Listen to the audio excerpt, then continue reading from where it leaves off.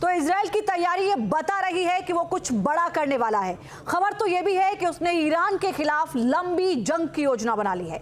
ऐसा क्यों कहा जा रहा है, जानने के लिए देखिए हमारी एक खास report.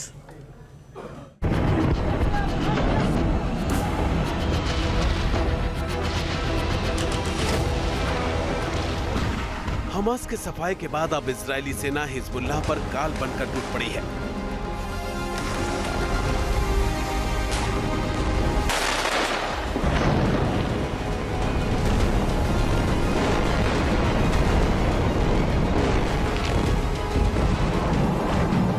Israeli fighter jet Hezbollah को आखिरी चोट देने के लिए लेबनान में बम बरसा रहे हैं।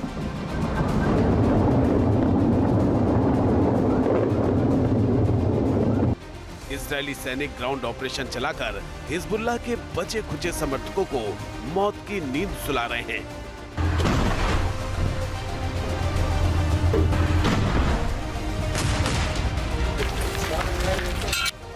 हिजबुल्लाह के ठिकानों को चुन चुन कर मिट्टी में मिलाया जा रहा है। तस्वीरें इजरायली हमले की है, जिससे दक्षिण बेरूत हिल गया। विस्फोट की तस्वीरें देखकर इजरायली हमले की तीव्रता का अंदाजा लगाना मुश्किल नहीं है।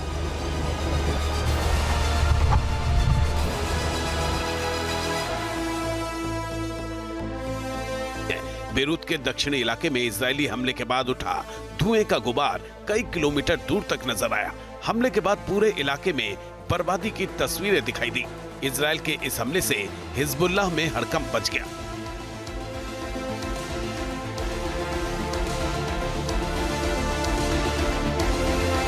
इजरायली एयरफोर्स ने आसमान से तबाही की कहानी लिखी और हिजबुल्लाह के कई ठिकानों को मिट्टी में तब्दील कर दिया।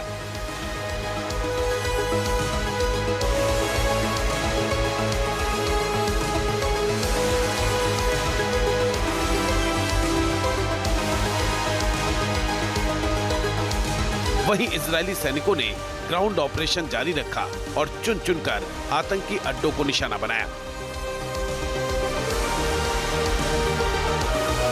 आईडीएफ के मुताबिक बीते दिन लेबनान और गाजा पट्टी में 230 से अधिक आतंकी ठिकानों पर हमला किया गया।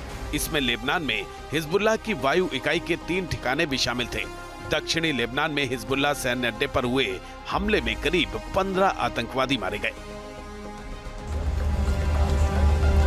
इजरायली सेना ने हिजबुल्लाह की एक लॉन्चर फैसिलिटी को भी तबाह कर दिया। आईडीएफ का दावा है कि हिजबुल्लाह पर यह हमला उस समय किया गया जब वो इजरायली शहरों को टारगेट कर हमला करने वाला था।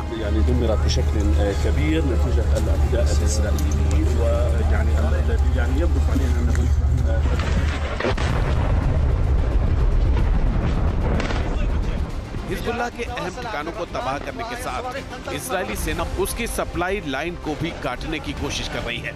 इजरायली सेना ने सीरिया की राजधानी दमिश्क के पास अल मेजाह में हमले की जिम्मेदारी ली है। इस हमले में हिजबुल्लाह की यूनिट 4400 के नवनियुक्त प्रमुख को मार गिराया गया।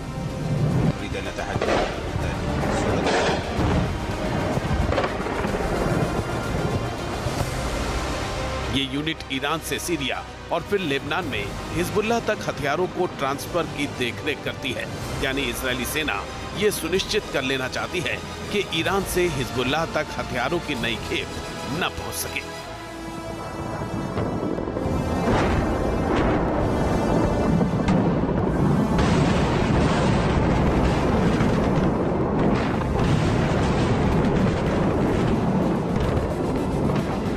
हालांकि हिजबुल्लाह का नामो निशान मिटाने की मुहिम में जुटी इजरायली सेना के टारगेट पर ईरान ही है।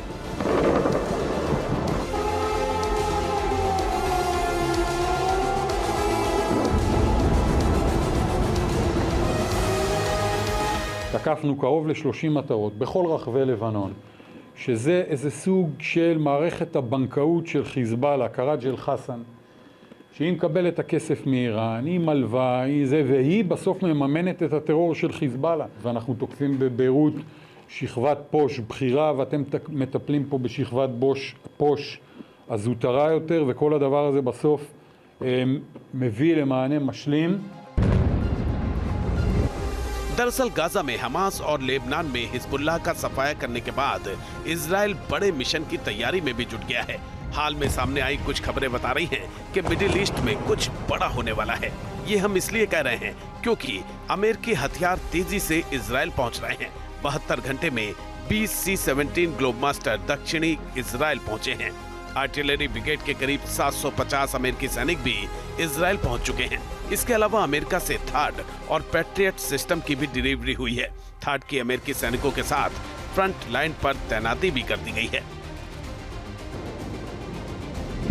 यानी इजराइल ने अपने आसमान की सुरक्षा भी मजबूत करनी शुरू कर दी है। साथ ही फ्रंट लाइन पर हथियार और सैनिकों को तेजी से पहुंचाने के लिए C-17 ग्लोबमास्टर की भी तैनाती की जा रही है। ऐसे में सवाल ये है कि इजराइल में हथियारों की इतनी बड़ी तैनाती क्यों की जा रही है? क्या इजराइल किसी बड़े हमले की तैयारी कर रहा है? क्या इजराइल और अमेरिका मिलकर कुछ बड़ा करने वाले हैं? इजराइल ने हमास और हिजबुल्लाह को काफी हद तक निष्काम कर दिया है और हिजबुल्लाह के खिलाफ अभी भी बर्बादी की जा रही है। अगला कदम है जो इजराइल ने कहा भी है कि वो ईरान पर हमला करेगा। इसमें पब्लिक अनाउंसमेंट कुछ भी हो, लेकिन अमेरिका की भी हामी है। जो संकेत हैं वो बता रहे हैं कि इजराइल इस बार ईरान पर हमला करने की प्लानिंग कर रहा है। अगर ऐसा हुआ तो ये जंग काफी लंबी खिंच सकती है, क्योंकि दोनों ही देशों के पीछे दुनिया की दो महाशक्तियों का हाथ है। इजराइल के साथ अमेरिका है तो ईरान की रूस से नजदीकी किसी से छिपी नहीं है। इजराइल को भी ईरान की ताकत का अंदाजा है, इसीलिए वो अटैक से पहले अपनी डिफेंस को मजबूत बनाने की कोशिश कर रहा है। इजराइल को यह भी पता है कि ईरान पर एक बार हमला बड़े युद्ध की शुरुआत होगी। इजरायली प्रधानमंत्री बेंजामिन नेतन्याहू के करीबी और पूर्व सैन्य अधिकारी ब्रिगेडियर जनरल अमीर हबीबी के मुताबिक ये हमला इजराइल और ईरान के बीच एक लंबे युद्ध की शुरुआत होगा। एक बड़ा हमला होगा, लेकिन कई हमलों में से एक। अमीर हबीबी न सिर्फ नेतन्याहू के करीबी दोस्त हैं, बल्कि इजराइल के कई अहम मंत्री नियमित रूप से उनसे परामर्श लेते रहते हैं। 1 अक्टूबर को तेहरान के बैलिस्टिक मिसाइलों पर हमले पर इजराइल की जवाबी कार्रवाई कब होगी, कहां होगी और कितनी खतरनाक होगी, इसका अब तक खुलासा नहीं हुआ है। हालांकि हबीबी ने चेतावनी दी है कि इजराइल का अंतिम खेल ये सुनिश्चित करना है कि ईरान परमाणु शक्ति न बन सके। ईरान इंटरनेशनल के साथ बातचीत में उन्होंने कहा कि इजराइल ने ईरान के लिए कुछ सरप्राइज भी तैयार किए हैं। इशारा साफ है कि इजराइल के निशाने पर ईरान के परमाणु ठिकाने हो सकते हैं। इजरायली मीडिया के मुताबिक ईरान के खिलाफ इजरायली जवाबी कार्रवाई प्रधानमंत्री नेतन्याहू के घर पर ड्रोन हमले के कारण पहले की योजना से अधिक खतरनाक हो सकती है।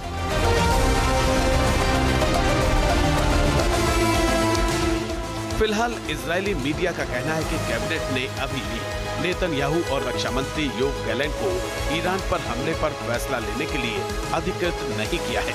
हालांकि इजरायली चैनल 13 और चैनल 14 के मुताबिक नेतन्याहू सरकार ने बड़े हमले की योजना बना ली है। इजरायली मीडिया के मुताबिक वॉर कैबिनेट के कुछ नेताओं को ही इजराइल के असली प्लान के बारे में जानकारी है। प्लान के मुताबिक ईरान और IRGC के प्रमुख नेताओं पर हमले किए जा सकते हैं। इसके अलावा ईरान के सैन्य और न्यूक्लियर ठिकानों पर भी हमला संभव है।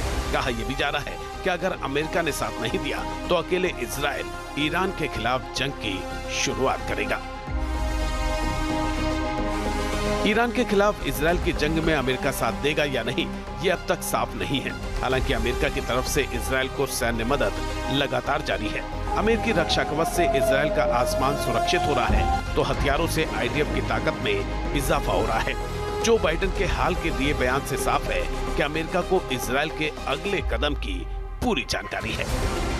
Do you have a good understanding right now what Israel is going to do in response to Iran's October 1st attacks and when they will actually respond to Iran? Yes and yes. Can you tell us? No, no. इस बीच 1 अक्टूबर को Israeli सैन्य बेसों पर Iran के missile हमलों की जांच में बड़ा खुलासा हुआ है। इजरायली सेना के मुताबिक 7 इजरायली लोगों से बना एक जासूसी नेटवर्क ध्वस्त कर दिया गया है और नेटवर्क में शामिल 7 लोगों को गिरफ्तार किया गया है। इजरायली पुलिस और इजरायली सुरक्षा एजेंसी शिन बेट के एक बयान के मुताबिक देश के उत्तरी हिस्से से 7 इजरायली नागरिकों को गिरफ्तार किया गया, क्योंकि जांच में पाया गया कि उन्होंने 2 ईरानी एजेंटों के निर्देशन में 2 साल तक खुफिया मिशन चलाए थे।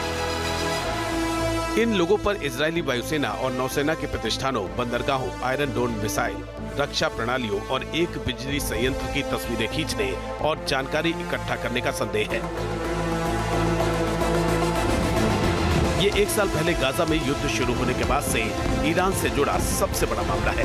इजरायली सेना के मुताबिक इन लोगों ने 1 अक्टूबर को इजरायल के सैन्य प्रतिष्ठानों पर मिसाइल हमलों के लिए भी ईरान से खुफिया जानकारी साझा की थी। बयान में कहा गया कि संदिग्धों ने देश के दक्षिण में नेगेव रेगिस्तान में स्थित एयरबेस नेवातिम की निगरानी की थी, जिस पर ईरान ने 1 अक्टूबर को मिसाइलों से हमला करने का प्रयास किया था। नेटवर्क के सदस्यों को पता था कि उनके द्वारा दी गई खुफिया जानकारी राष्ट्रीय सुरक्षा के लिए खतरा है और इससे दुश्मन के मिसाइल हमलों में मदद मिल सकती है। इजरायल ने दावा किया है कि जासूसी के लिए इन लोगों को बड़ा भुगतान किया गया। जाहिर है ये सब ईरान ने किया, जिससे इजरायल और भड़का हुआ है। इजरायल को पता है कि ईरान की तरफ से काउंटर अटैक हुआ तो मिसाइल या ड्रोन के जरिए ही होगा, क्योंकि दोनों देशों की दूरी करीब 1000 किलोमीटर है। इसी कारण इजरायल ने अपने आसमान की मजबूत किलेबंदी कर दी है, यानी तैयारी पूरी है।